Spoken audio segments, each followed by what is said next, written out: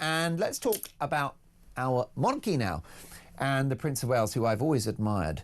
But he has been subjected to a huge flurry of criticism from one of the country's most high-profile journalists, Amanda Platell, the columnist at the Daily Mail, who has been excoriating about Prince William, arguing that he's a work-shy Prince of Wales, that he only attends a fraction of the functions that, let's say, his much older auntie, Princess Anne, does, and his father, Charles, who's currently battling cancer.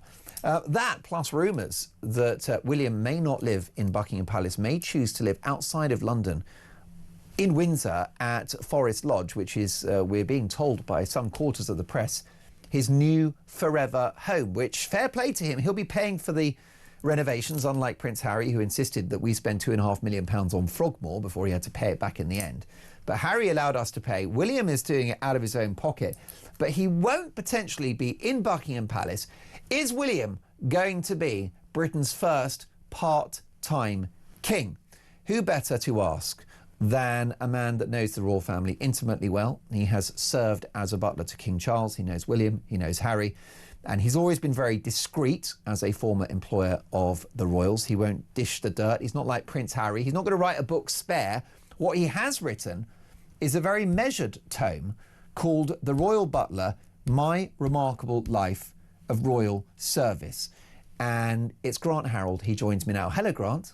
Good evening, sir. How are you? I'm really well and so excited that you've joined us on the show. You can pre-order the book now. It's out on the 28th, which is that next? Is it a week today? Next week.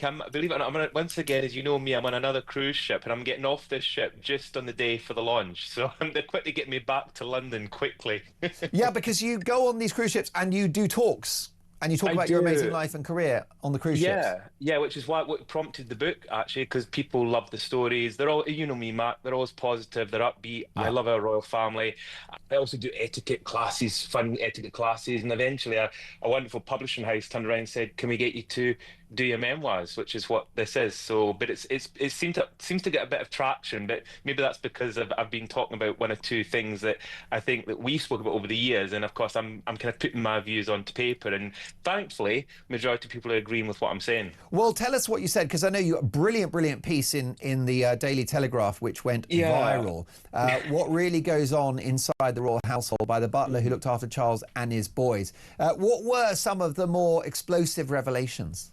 I think it's because my memories of the family were a close family, as we've spoken about many times, Mark, and obviously that includes Harry.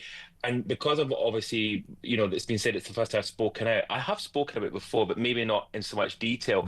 And I've explained that the family were close. There was none of this wicked stepmother business when I was there, as far as I was aware. And, you know, I always say butlers see and hear everything, but we're not there all the time. But from what I witnessed and what I saw, was a close family who all got on, they adored each other, a great relationship. So, as I've said again over the years, to see the breakdown always made me very sad. So this has been an opportunity to give my view of what I remember, my version.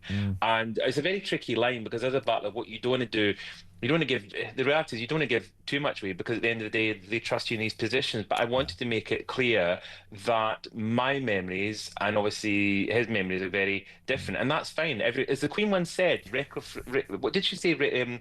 Memories may differ. Recollections may vary. Recollections may vary. That's the one. Brilliant line. And that's exactly what this is. So I'm now putting my version out there. And there is one or two other funny little comments that have kind of been picked up with the media along the way as well, which is great. Hopefully, I keep saying to everyone, if you buy the book, you'll get the whole story. You will get the whole story, and I'm itching to read the book, because I have a YouTube show called The Mark Dolan Show, and it's dominated by royal gossip. The reason, amazing. Yeah, the reason why is because it's just, I will be honest with you, it's, to a degree, it's entertainment, you know, that we have the royals. It's like celebrities, it's like a soap opera. And I just feel that, you know, folks have hard lives. People are, you know, battling with the cost of living and everything. And it's escapism, and it is a bit of a royal soap opera. But I guess it's easy to forget that there are human beings at the heart of this. That's the thing, and I mean, you know, that was the experience I had, is when people say to me, "Oh, you must have, you know, there must be a very weird working for such a famous family." And as you just said, they're just like, they're human. They laugh, they cry, they like everybody else. And when you witness that and you're in that environment, it makes you feel lucky. But I think the one thing, Mac, also that I am so grateful for is, as I'm sure I've said to you before, one of the main themes throughout the book is about this dream as a kid, admirer, strangely very young admirer of the royal family. And one of my earliest teenage memories after watching a documentary was I wanted to meet Queen Elizabeth. I wanted to dance with Queen Elizabeth, which did happen. And the story basically it kind of weaves in and out, and it eventually explains how it actually happened. And it was amazing because I did get to dance with her. But there's a wonderful, which I'm not allowed to say, but there's an amazing twist at the end.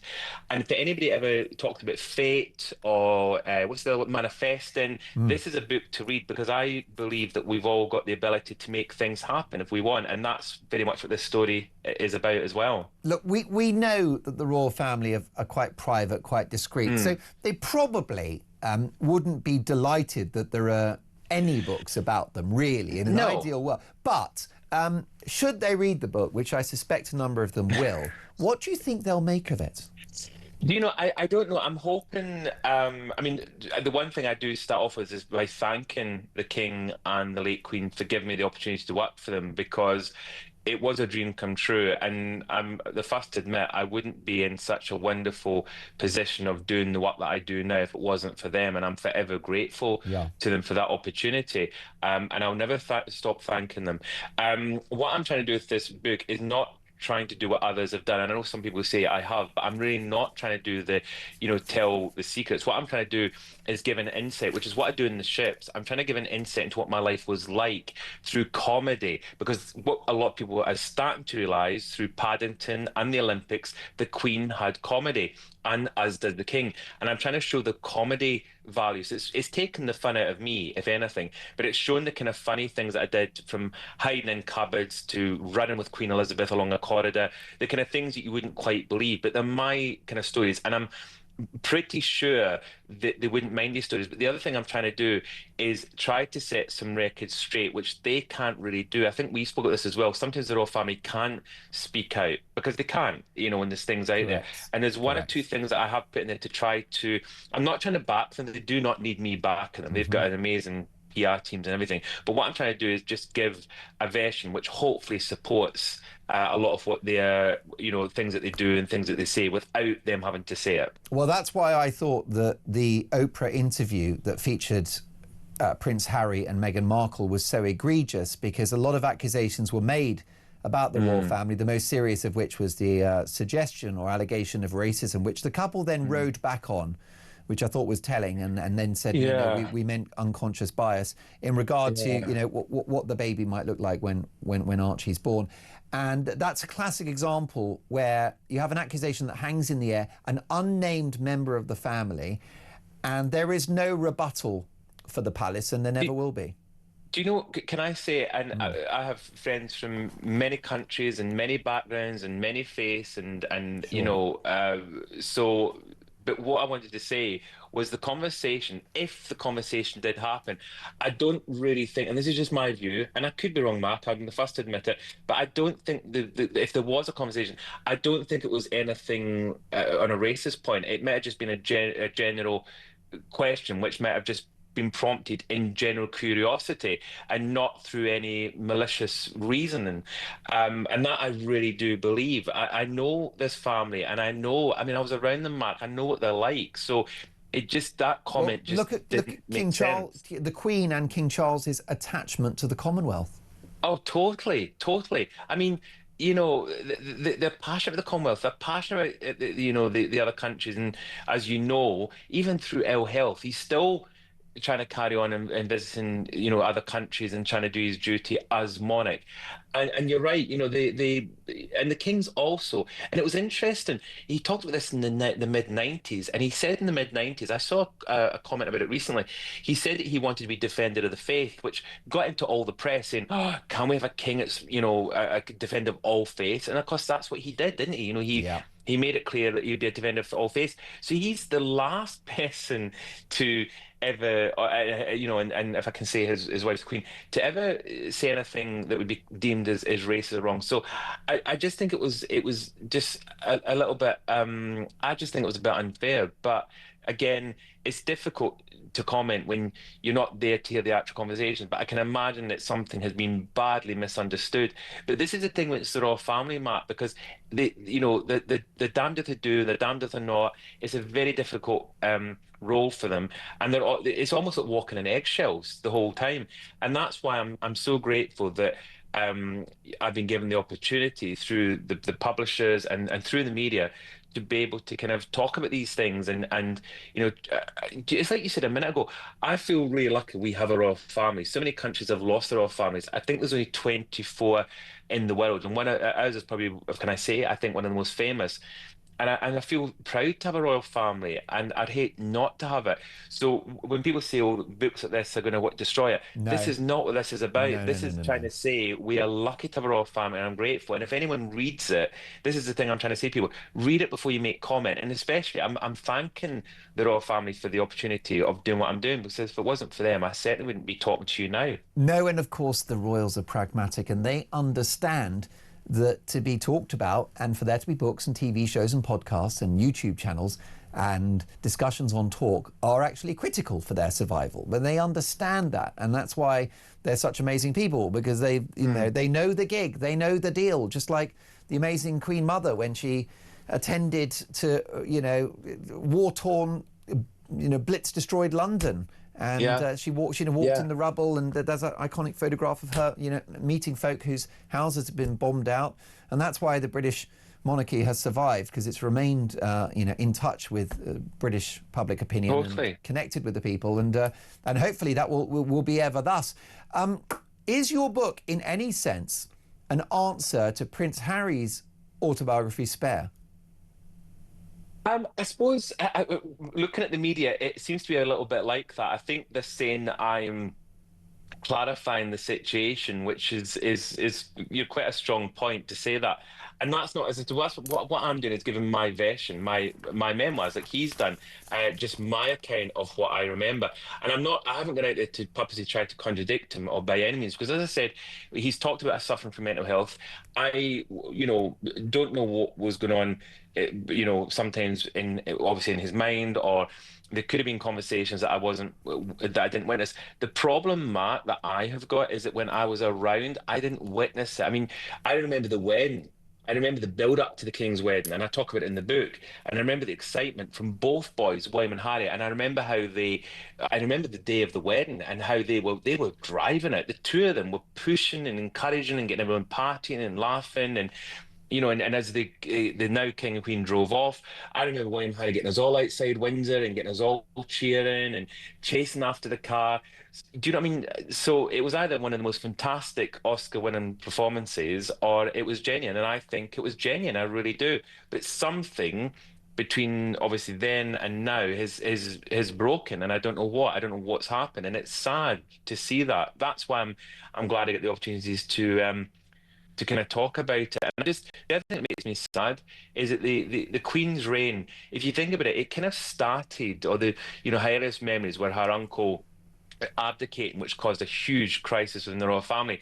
And the very end of her life, she had this other crisis. Yeah. And it just seems a shame that that's how it started and how it kind of ended. But I think she also knew that it was in good hands going forward with obviously her son, and very much with William and Catherine. Most definitely, but the Queen, the late great Queen Elizabeth II, she passed away with that concern about that the book was coming, that she had to live with the knowledge that a book was coming, and couldn't be sure what damage this might do to the family and the monarchy to which she'd devoted her entire life, and that must have been so painful. Well, I tell you what, the gloves are off after the break, because I do want to ask you about Amanda Platell's article on Prince William, effectively characterising William as a little work shy. She's sympathetic that he's been supporting Catherine through her serious battle against cancer, but she paints a picture of an eventual part-time king. So we'll discuss that next. Let me tell you that Grant Harrold's book is available for pre-order. I've done just that myself,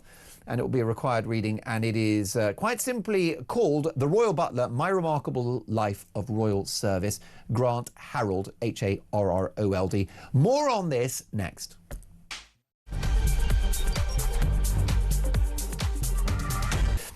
If you're worried about the world and you're getting fed up with everything, why don't you grab a copy of Grant Harrold's new book? He's the Royal Butler, and his book is called The Royal Butler, My Remarkable Life of Royal Service. Grant Harrold, Amanda Platell, is a feisty journalist who doesn't pull her punches. She's not very happy with Prince William at the moment, the Prince of Wales. She feels that notwithstanding that he's been supporting his wife Catherine through her cancer battle, that he doesn't do enough public engagements. And there's a suggestion that the Forest Lodge in Windsor, at Great Windsor Park, may become his forever home, including when he's king, without much of a presence at Buckingham Palace. She paints a picture, potentially, of a part-time king when William accedes to the throne. Could that happen? Do you know, I don't think it's in the realms of possibility. And the reason I say that, Queen Victoria's uncle, who I think was William IV, but I might be corrected in that, he lived at Clarence House during his reign as king. He didn't actually live at, well, Buckingham Palace was still Buckingham House then, but he, you know, that was his base. King Charles obviously still has Highgrove, which I live quite near to. He spends a lot of time up here. We see him quite often up here. So it doesn't surprise me this is William and Catherine's forever home, if you'd like to call that. I've also got a belief that I noticed the Queen and the King, Queen Elizabeth, the late Queen, and the King love Windsor, and they spend a lot of time at Windsor. In fact, there's been quite a few state banquets and events taking place at Windsor. And I've kind of got this feeling that Windsor's becoming the new, it is the spiritual home, if you like, of obviously the St. George, Knights of the Garter. But I'm getting the feeling that it's becoming the new kind of hub. Doesn't mean to say Buckingham Palace is surplus. Buckingham Palace will always be the monarchy. It's the home of the monarchy. It's the office of the monarch. And I think that will continue. It wouldn't surprise me if William, knowing what he's like, if he would opt for a more a house similar to the house he grew up in, Highgrove. It is quite similar to Highgrove. And then again, using Windsor as the kind of, if you like, the castle and the monarch. And Buckingham, when he's in London, that would be the London office and possibly where he would stay, if not Kensington Palace. So it's not impossible, but it's not changing anything really. It's just William being practical. He's aware of the cost of living. Let's be realistic. The running of that house will be a lot cheaper than running, say, of him staying at Buckingham Palace. So he's being sensible about these kind of things as well. He's a very modern thinker, and he did say that the future of the monarchy will be royal with a small r. And I think he's just, he supports the homeless and everything, and I think he's aware that people are watching him and what he's doing, and he's a very sensible guy, and that's all he's doing, is just being very sensible. I don't agree with Amanda Platell with the broadside that she's made about Prince William, although. And I hear what you're saying about what a decent and down-to-earth guy he is. I think he's got a clear vision for a modern contemporary monarchy fit for the 21st century. But there is an issue around the perception of how active he is as a royal, isn't there? There is. I mean, the reality is his aunt, Princess Anne, Princess Royal, I think last year she carried out 475 engagements. 475. That's more. That's more than days of the year. Exactly. So this is the point. She works very hard, and I must say she's a great ambassador for the royal family. I'm not William, certainly. I can't remember the number, Matt, but I know he was significantly less, like a lot. I think less than 100. Less than 100 to Amanda Platell's article. And I think the reason, I'm not 100% sure of the actual reasons why. I can imagine that it's probably to do with his wife's illness. I think he probably would have wanted to spend a lot of time supporting her. I almost could believe that's the reason why. He definitely reduced his duties during that period. We know that because we didn't see much of him at all. Queen Camilla suddenly stepped into the role of taking on extra duties on behalf of the King, on behalf of the Prince of Wales. I'm guessing I'm assuming that will now revert back. I don't think he's work shy at all. I think it's just the duties that he carried out and the things he does, I think he's probably maybe more, he wants to be quite specific about what he's doing, and he doesn't just say yes to everything. That's what I'm guessing. Where, some of the older royals are very, they are hard-working royals. They were brought up like that, and they just got on with it. Well, William is at the end of the day, he's also a businessman. He's obviously the Duke of Cornwall. He's got the duchy. He's also trying to find his feet, I think, because his father created, if you like, the kind of job of the Prince of Wales, which there'd never been a job for the Prince of Wales as such before.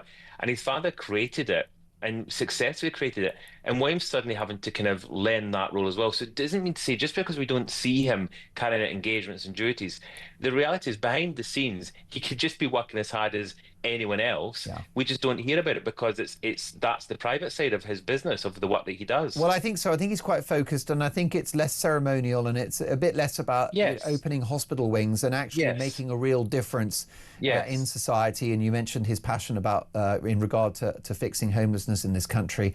I mean, the figures in the article: Princess Anne 474. In the last 12 months, Charles 372 appearances, and William 71. But it is, I think, quality over quantity. And here's the other thought. He's got two jobs, hasn't he? He's got to represent the royal family, and he's got his role as a frontline royal.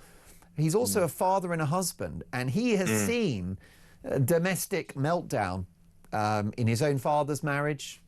Yeah. And he's had his problems with his brother, and of course even Anne, you know, a divorce before remarrying Mark Mark Phillips was her original husband, Tim Lawrence. So perhaps he's prioritising family life and wants to keep the family together. Well, here's an interesting observation, Matt, because I've actually said this when I'm doing my talks about the family. Interestingly, I talk about Queen Elizabeth and about her role and her views, and obviously that famous speech on her 21st birthday in Africa. And she dedicated her life, you know, her entire life to the service of her people. And it was known she always put monarchy above family. She was always quite frank about that.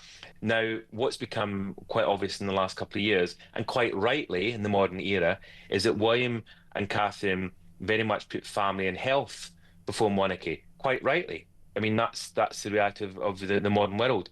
And I think William literally takes that as the kind of future that, you know, for his future. Monarchy is, of course, important to him. He knows it's a role that he has to fulfill one day as monarch, as king, and he will take that very seriously. I know he will. I mean, that's what he's, you know, been trained to do.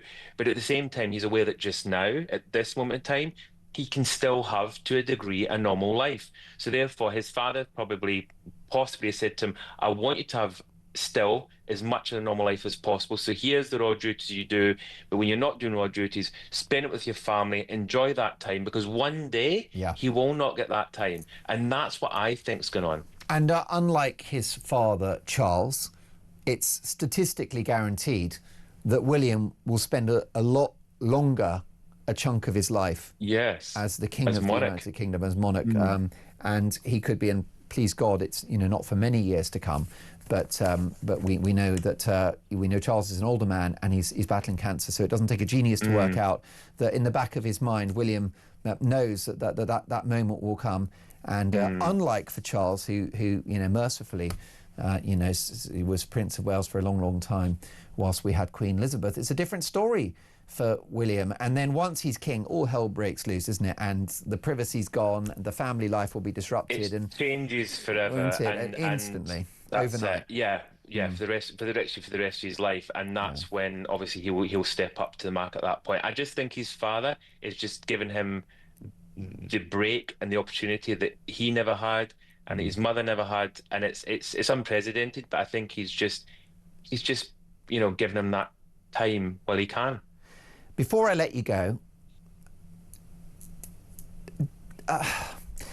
Prince Harry, you know, you've got fond memories of the guy. You don't speak ill of him. You part company with him about his account of what happened in the book Spare. But do you feel that this guy has changed as a person since he got married?